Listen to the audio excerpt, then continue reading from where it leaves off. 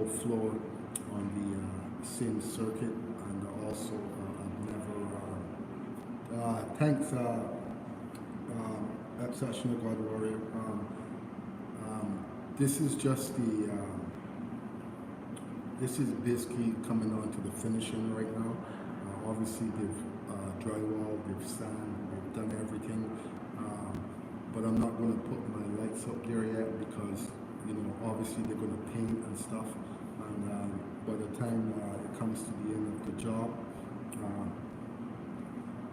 there's going to be a lot of paint on the light and stuff, and they're going to damage it. So I'm just using some temporary lights for now in order to power up the room. So again, like I said, I will try to flip.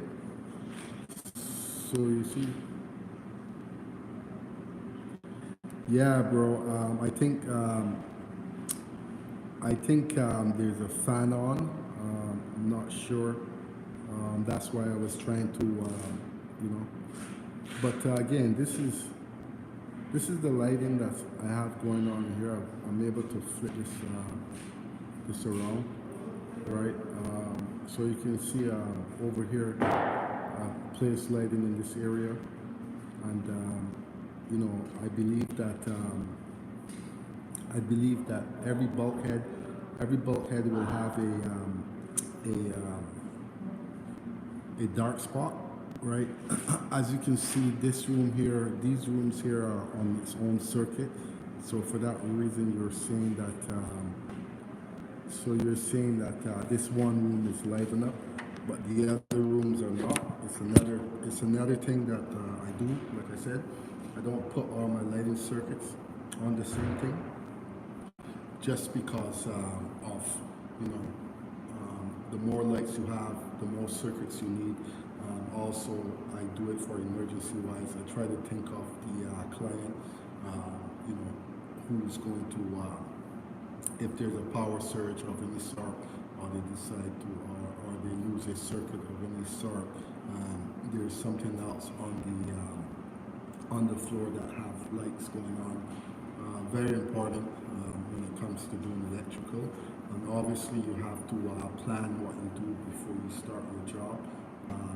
You know, me normally when I start my project, I will lay out my rooms, you know, on a drawing, and you know, I will go about running my wires the same way I've laid it out. So that's basically how I go about my lighting.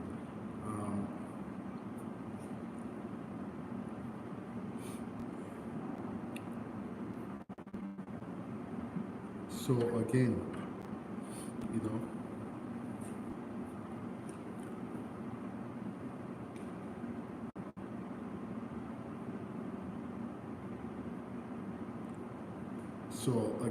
you know, like I said, lighting important, and when it comes to using the code book, also important to know the code book. And like I said, I use the Ontario code book, and also coming up in the future, I'll be showing you guys how I go about using my code book, how I find my rules.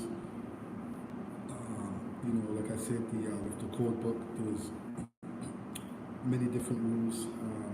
You know, it can take you to many different sections in the code book. You just have to follow the rules, follow the sections that are given. You know, sometimes it sends you to the back of the book.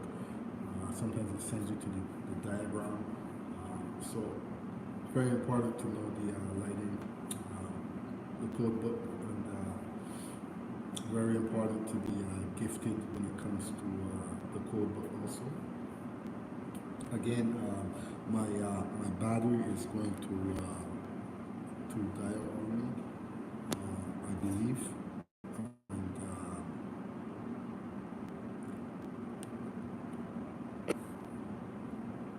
my battery is going to